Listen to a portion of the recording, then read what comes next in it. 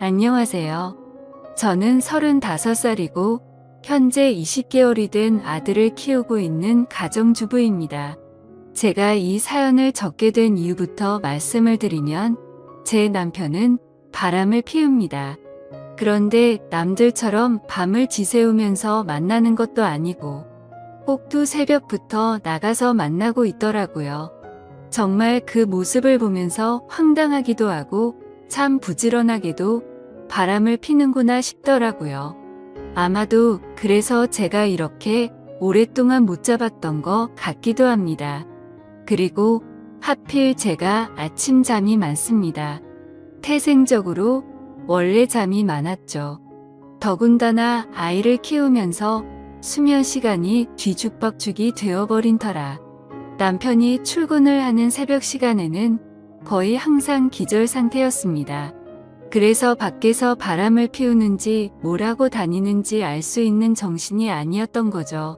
그런데 이런 정신없는 상황에도 촉이라는 게 무섭긴 하더라고요. 저도 정말 뜬금 포인트에서 남편이 이상하다고 느껴졌었거든요. 그건 바로 다름 아닌 블랙박스였습니다. 블랙박스 영상을 본 건 아니었습니다. 그냥 말 그대로 블랙박스 그 자체만으로 느낌이 왔던 거죠. 왜냐하면 제 남편은 정말 결벽증에 가까울 만큼 매우 깔끔한 성격입니다. 아내와 아이를 두고 하는 짓을 보면 자기 자신한테는 그렇게 더러운 놈이 없었던 것 같지만요. 아무튼 남편이 유독 신경 쓰는 것 중 하나가 자동차 관리를 하는 거였습니다. 가끔 옆에서 지켜보면 정말 심하다 싶을 정도로 내부 청소도 자주 하고 그렇다고 엄청 비싼 차도 아니고 평범한 차였는데 엄청 극성 맞구나 싶더라고요. 그런데 어느 날 퇴근하고 집에 오는 길에 블랙박스를 뜯어서는 가지고 왔더군요. 그 모습을 보고 저는 처음에는 고장이 나서 가져온 줄 알았고 별로 신경도 쓰지 않았죠. 그렇게 며칠 동안을 놓아둔 곳에 블랙박스가 그대로 있었습니다. 새로 달지도 않고 사지도 않았던 거죠. 한마디로 그냥 저희 차에는 블랙박스가 없었던 겁니다. 그렇게 자동차에 온갖 애정을 쏟던 사람의 차에 말이죠. 그리고 저희 아파트에는 지하 주차장이 있는데 남편은 무조건 지하에 차를 넣어야 마음이 놓인다고 했었죠. 분리수거 하는 날이나 야근하고 늦게 와서 지하 주차장이 꽉 찼을 때는 어쩔 수 없이 지상에 주차를 하고 들어와서는 지하에 주차를 할 수 있을 때까지 4시간 들락날락 할 정도였습니다. 그렇게 결국 무조건 지하에 넣어놔야 안심하고는 잠을 자는 성격이죠. 이게 뭔가 앞뒤가 안 맞지 않나요? 차를 그렇게 애지중지하는 사람의 행동이라고는 볼 수가 없었고 그때부터 뭔가 이상하다는 촉이 왔었죠. 그렇게 의심을 하던 중 큰 사건이 하나 터졌습니다. 제가 새벽까지 아이 달래느라 잠을 거의 못 자서 침대에 누워 뒤척이고 있는데 옆에서 남편이 갑자기 벌떡 일어나더니 화장실도 아니고 주방으로 급하게 가더라고요. 그래서 뭐지 싶어서 시간을 봤더니 아직 출근 시간은 한참 멀었는데 도대체 뭐라는 거지 싶었습니다. 그렇게 눈을 감고 가만히 누워 있는데 주방에서 고소한 냄새가 났죠. 아마도 토스트를 굽는 것 같았어요. 그러더니 어디론가 전화를 하더니 계속 먹을 걸 만들었고 15분 정도가 지난 뒤 주방에서 나와서 샤워를 하고는 출근 준비를 해서 나가더라고요. 일부러 자는 척 하고 있던 저는 남편이 나가자마자 주방으로 가봤습니다. 그런데 주방에는 아무런 흔적도 없이 엄청 깨끗하게 되어 있더라고요. 내가 꿈을 꾼 건가 싶었고 황당했죠. 그래서 눈에 보이는 프라이팬을 밑바닥을 만져보니 아직 미지근하더군요. 아무런 흔적도 없는데 뭔가를 만들기는 만들었다는 거였습니다. 그날 이후 제 의심은 극도로 올라갔고 수면 패턴이 아예 바뀌어 버려서 밤에 잠을 못 잤습니다. 그래서 일부러 자는 척 하면서 새벽마다 남편이 출근하는 걸 봤습니다. 밤새 안 자는 척 하긴 어려웠기에 아이 방에서 자는 척을 하고 남편의 인기척이 들리면 문틈으로 밖을 봤죠. 그날도 어제와 같이 일어나자마자 주방으로 가더니 커피를 타서 보온병에 넣더군요. 실루엣만 봐도 세상 신나 보였죠. 작은 소리로 콧노래를 흥얼거리면서 마치 소풍 가는 사람처럼 즐겁게 준비를 하더라고요. 그리고는 전날과 같이 뒷정리를 흔적도 없이 깔끔하게 해놓고는 출근을 했습니다. 하루 이틀이면 그러려니 했을지도 몰랐을 겁니다. 그런데 매일 새벽 5시 30분이면 기계처럼 일어나서 무언가를 열심히 만들어서 6시 정각에는 집 밖으로 나갔습니다.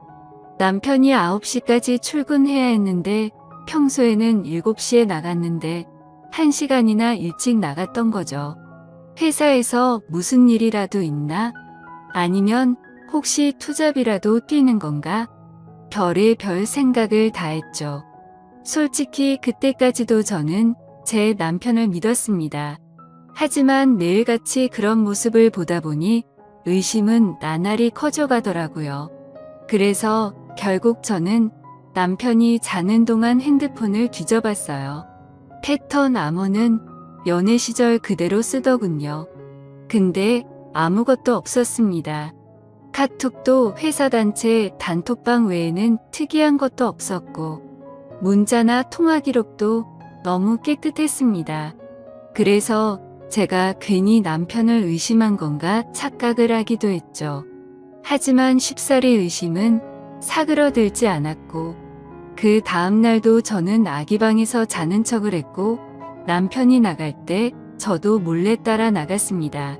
남편은 지하 주차장으로 내려갔고 저는 미리 불러둔 택시를 타고서 뒤따라 가려고 기다리고 있었습니다.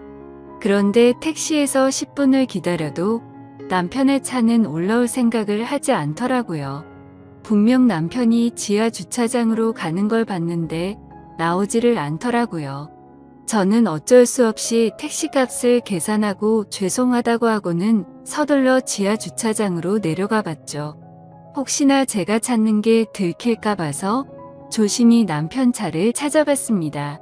지하 2층으로 내려가 보니 남편의 차가 지하 주차장에 있더라고요.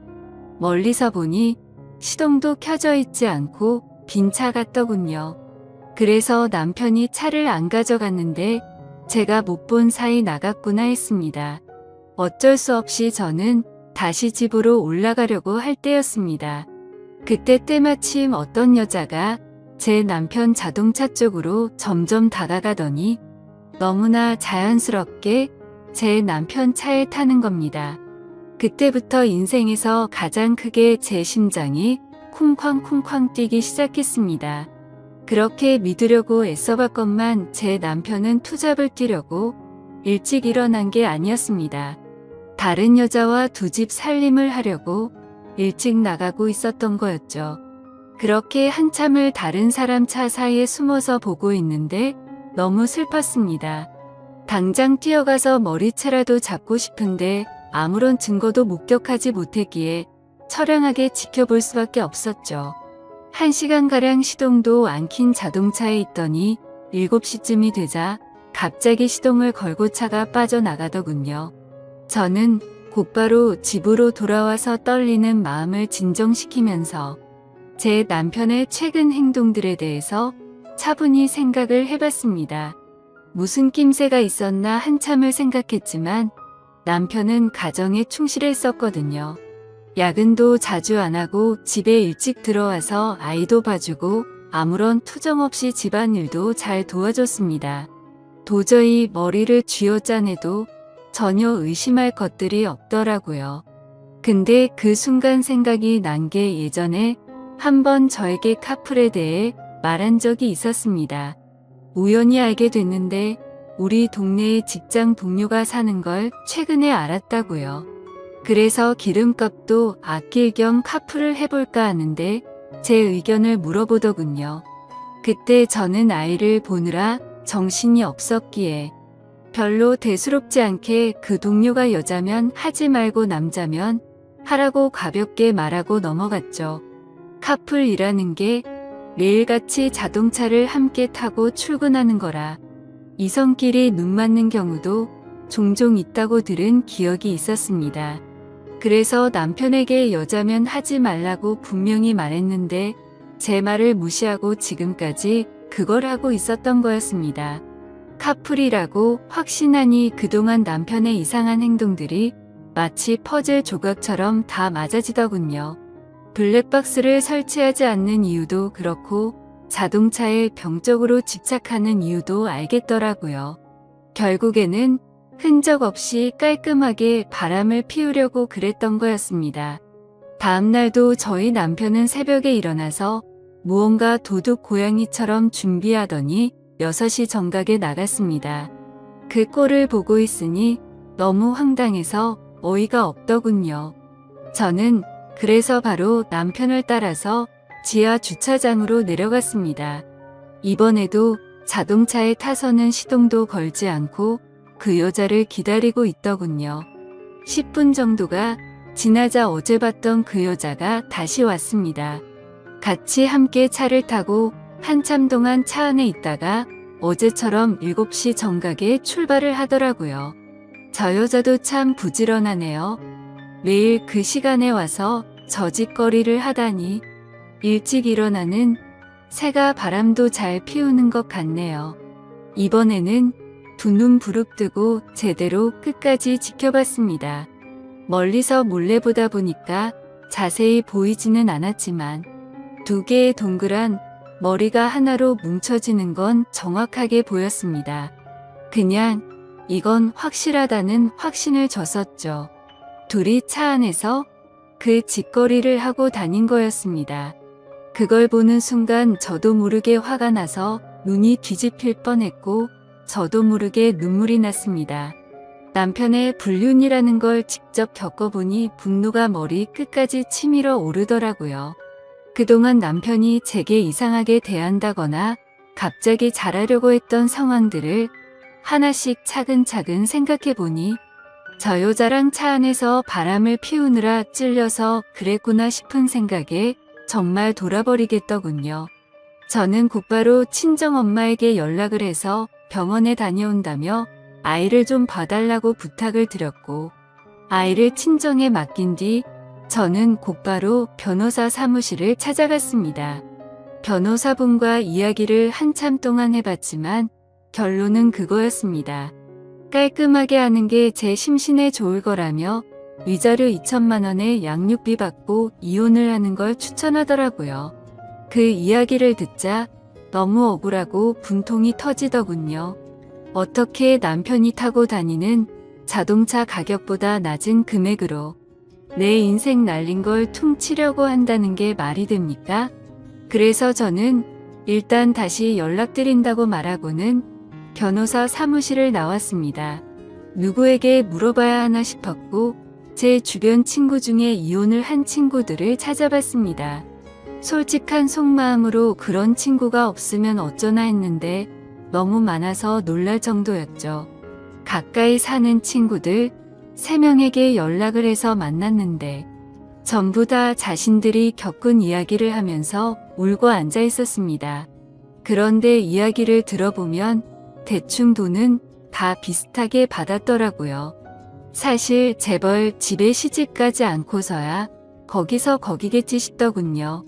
저는 32살에 아이를 낳았고 제 아이가 몸이 많이 약해서 새벽에 응급실만 3번 다녀오고 나서 도저히 일과 육아를 병행할 수 없겠구나 싶었고 그냥 깔끔하게 8년 다니던 그 좋은 직장을 그만뒀습니다. 그런데 이런 건 어떻게 보상해 줍니까? 고작 2천만 원이라니 너무 허탈했습니다.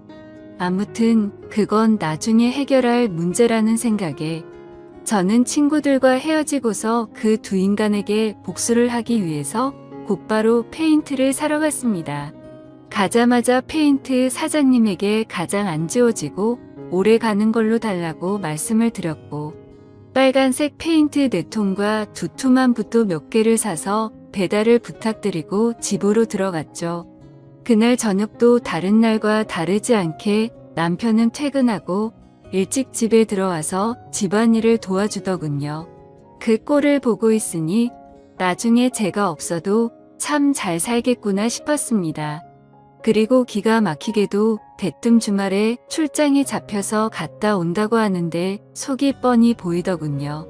역겨운 마음에 욕이 튀어나올 뻔했지만 증거도 만들어야 했고 복수를 제대로 해야 한다는 생각에 겨우 참았습니다. 잠이 들 준비를 마친 뒤 남편은 인터넷으로 볼만한 영화를 찾고 있길래 무슨 영화냐고 같이 보자고 제가 은근슬쩍 찔러봤습니다.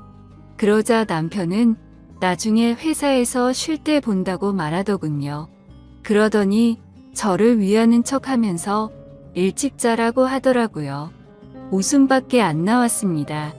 블랙박스 떼놓고 그 자리에 영화 틀어놓고 둘이서 보려는 게 눈에 뻔히 그려졌습니다. 그래서 이를 갈면서 아무렇지도 않은 척 저는 남편에게 말했죠. 자기도 일찍 일어나려면 피곤할 텐데 대충 고르고 쉬어라고 말하고는 저는 아이방으로 갔습니다. 어차피 오늘 아무리 재밌는 영화를 고르면 뭐하냐 싶었죠. 내일 내가 가서 깽판 치면 영화는 10분도 보지 못할 텐데 한심스럽더군요. 그렇게 그날 밤이 지나고 새벽이 되었습니다. 아니나 다를까 부지런하신 남편놈은 똑같이 새벽에 일어나더니 열심히 준비를 해서 나갔고요. 저도 곧바로 엄마에게 빌린 차에 실어뒀던 고무장갑을 양손에 끼고 페인트와 붓을 빼들고 따라갔습니다.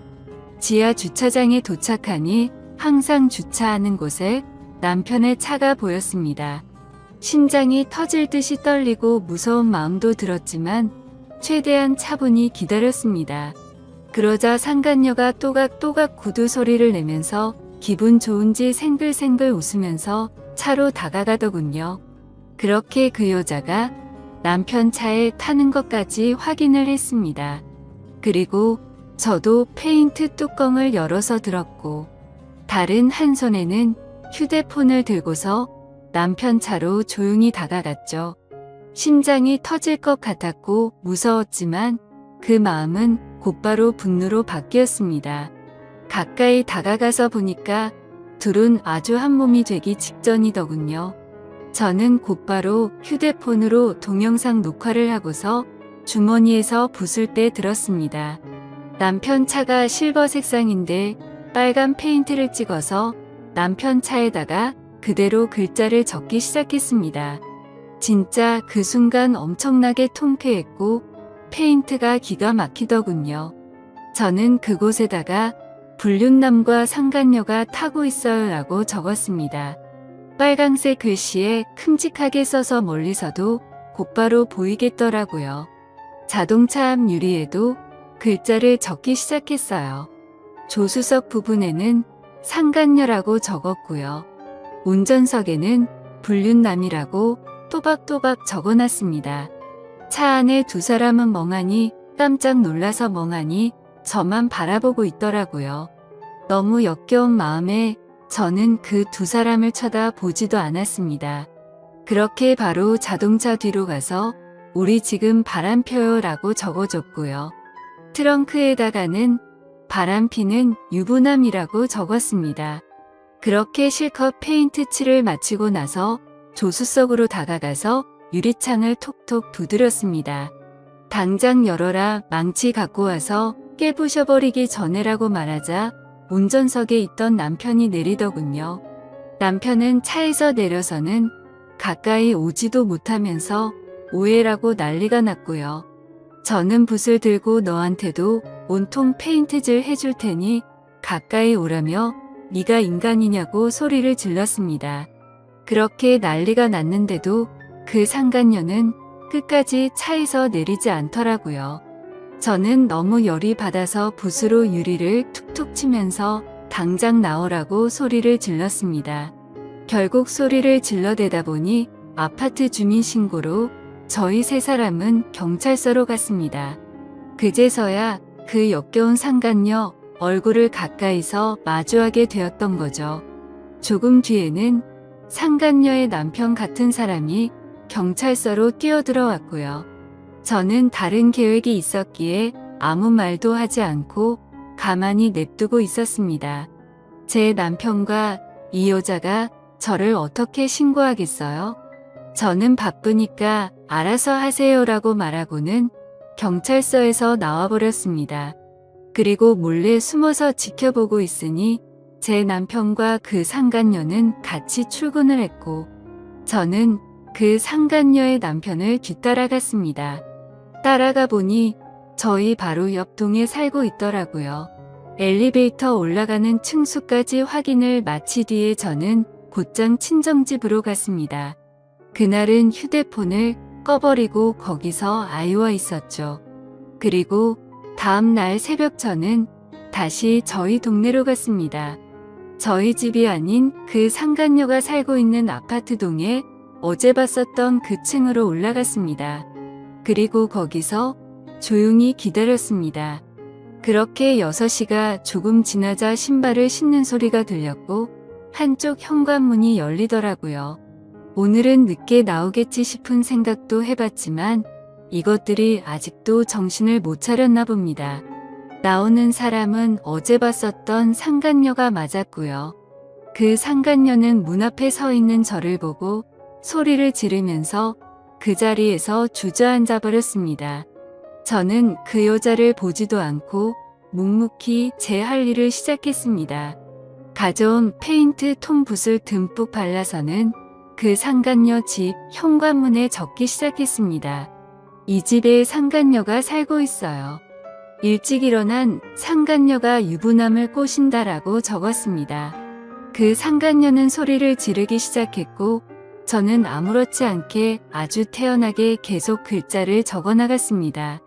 카풀 뜯어먹는 소리 안에 차에서 이상한 짓이라고 적고 있는데 갑자기 그 집에서 그 여자의 남편이 뛰쳐나오더라고요. 저를 보자마자 또 이 아줌마냐고 도대체 왜 그러냐고 하더군요. 남의 집에 무슨 짓거리냐며 이거 전부 다 손해배상 청구할 테니 그렇게 알라고 하더라고요.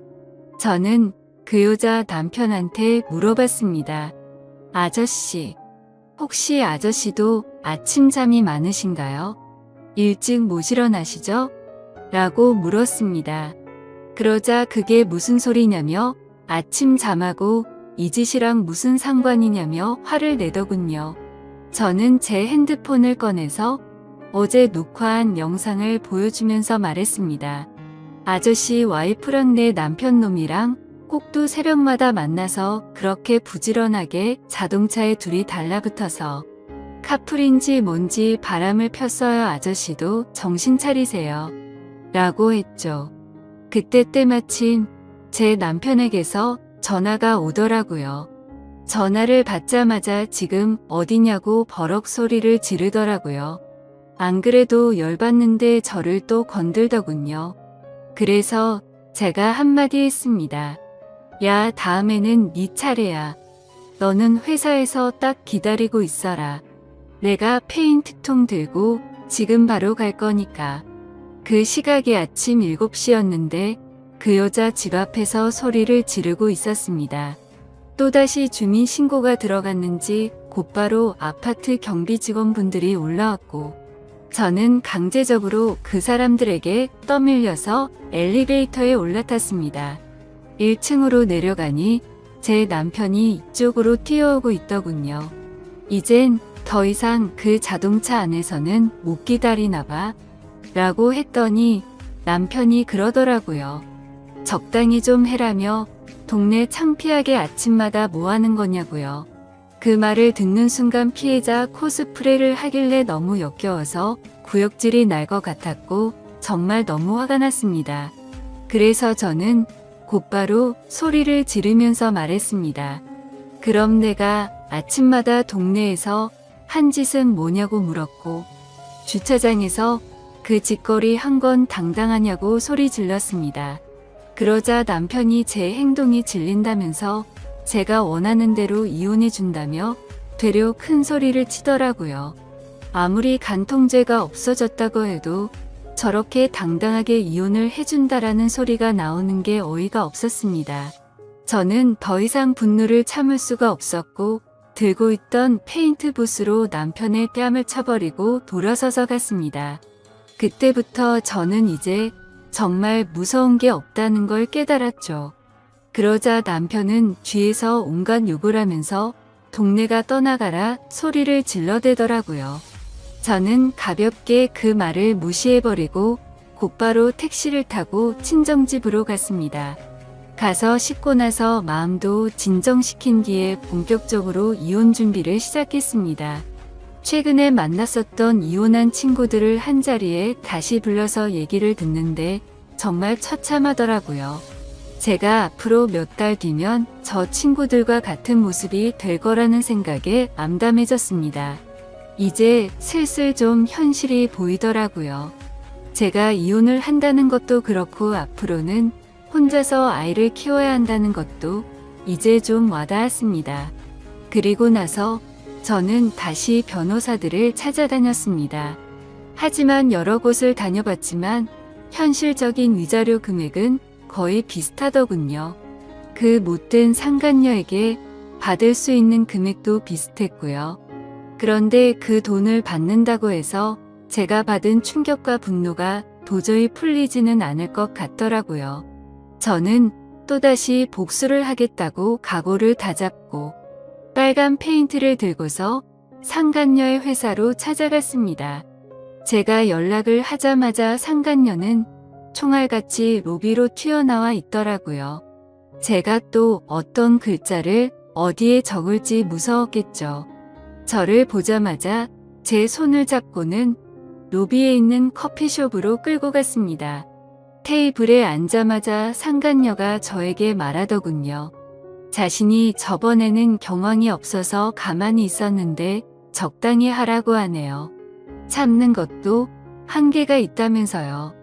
그리고 왜 당신 남편은 가만두고 자신한테만 그러냐면서 합의금이든 위자료든 원하는 게 줄 테니까 자신은 좀 내버려 두라고 뻔뻔스럽게 말하더군요. 아무튼 그 여자가 그렇게 당당하게 돈 이야기를 먼저 하길래 제가 얼마나 줄 거냐고 물어봤습니다. 그러니 본인도 여기저기 알아보니 1,500이면 충분한데 2,000까지 해준다고 하더군요. 여기서도 2천만 원이라는 소리를 들으니까 갑자기 화가 확 나더라고요. 그래서 저는 내 등에 가격표라도 붙어 있냐고 왜 가는 곳마다 나한테 2천만 원 거리냐고 했습니다. 내 35년 인생 가격이 고작 2천만 원이냐고 소리쳤고 그 돈은 걔나 주라고 말했습니다. 나는 내 방식대로 풀고 싶으니까 시간 없는 나 붙잡고 헛소리 짓거리지 말고 당장 네 사무실로 올라가게 앞장서라고 말했습니다. 그러자 그제서야 그 당당했던 여자가 공손해지더라고요. 제 팔을 붙잡으며 제가 잘못했어요. 제가 어떻게 하면 화가 풀리시겠어요? 라며 저에게 매달리더군요. 그래서 저는 말했습니다. 나는 배운 여자라 글을 써야만 풀려. 네 사무실에 상간녀라고 도배를 해야 풀리겠으니까 당장 앞서라고요. 그러자 상간녀는 갑자기 제 페인트통을 잡고 펑펑 울면서 제발 살려달라며 자신이 잘 못했다고 하더군요. 그렇게 로비 한복판에서 그런 일이 벌어지다 보니 지나가는 사람들이 슬슬 저희 쪽으로 몰리더니 웅성거리기 시작했습니다. 그때 또다시 제 남편에게서 전화가 왔습니다. 제가 저번에 회사 간다고 질러놔서 그런지 불안했는 것 같더라고요. 전화를 받아서 말했습니다.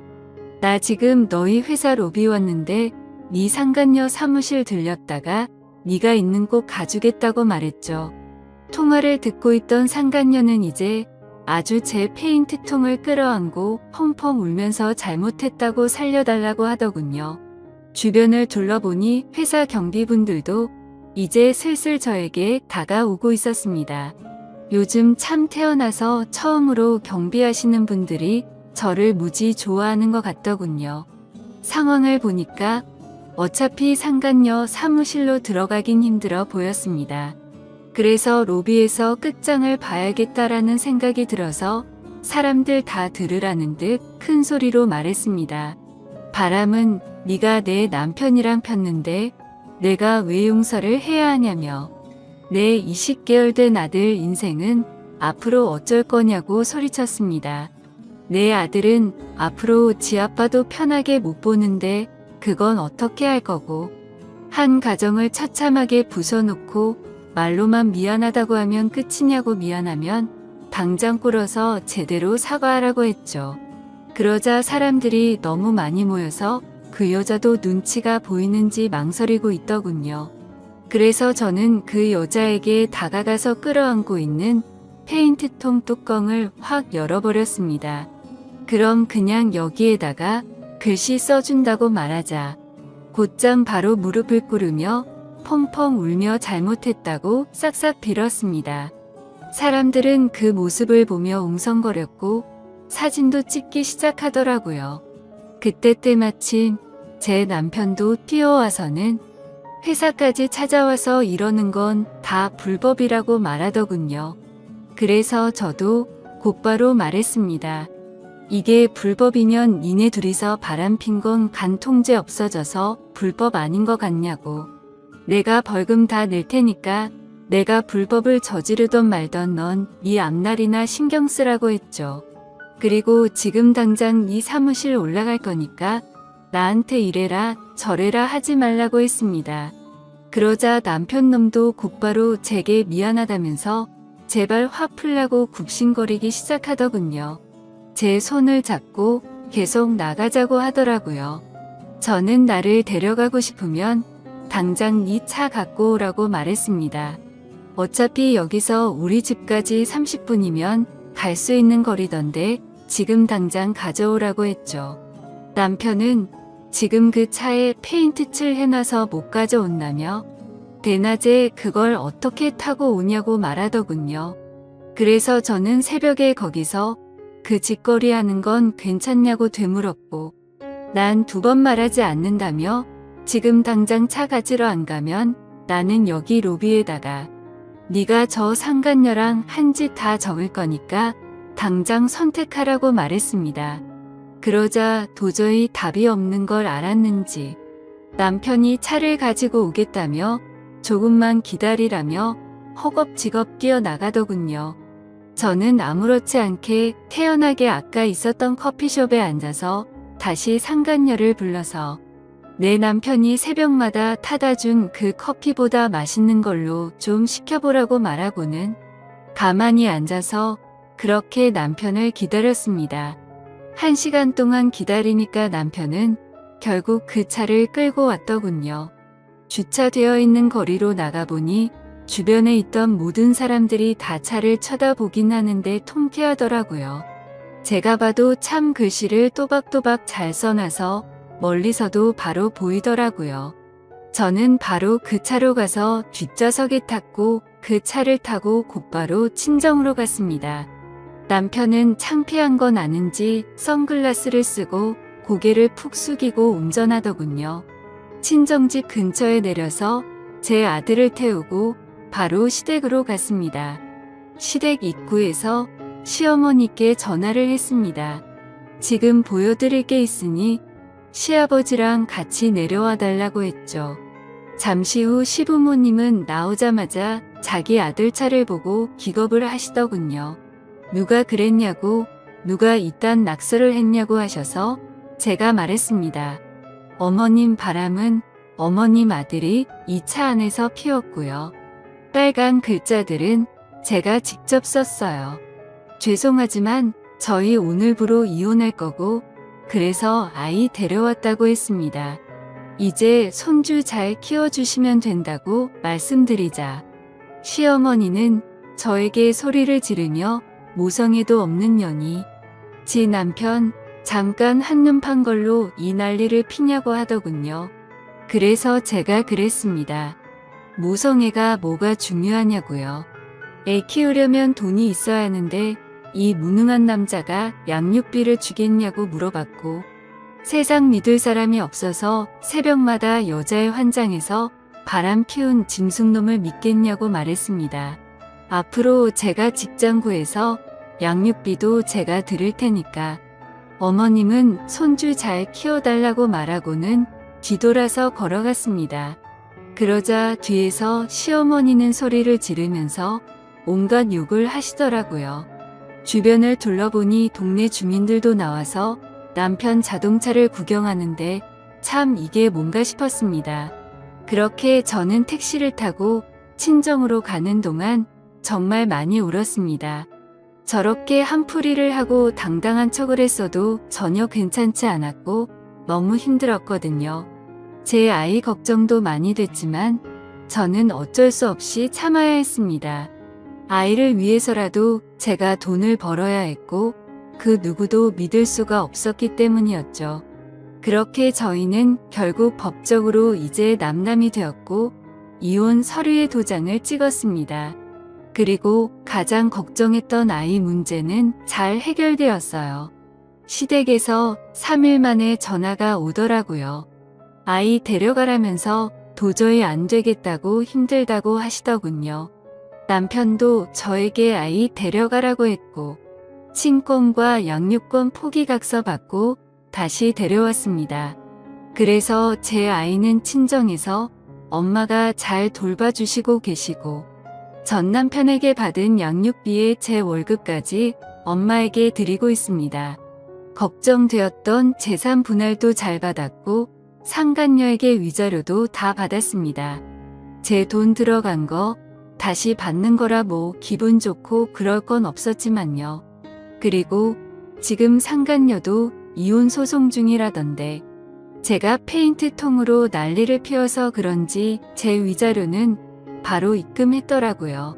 그리고 며칠이 지나서 갑자기 그 상간녀는 저에게 명예훼손을 걸었더군요.